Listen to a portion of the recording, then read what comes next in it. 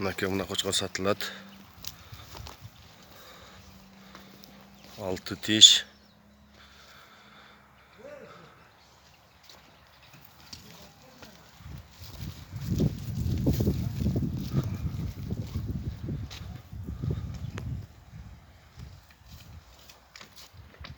Assalomu alaykum. Qayoqqa jo'nadingizlar? Hozir atam aytayin unda.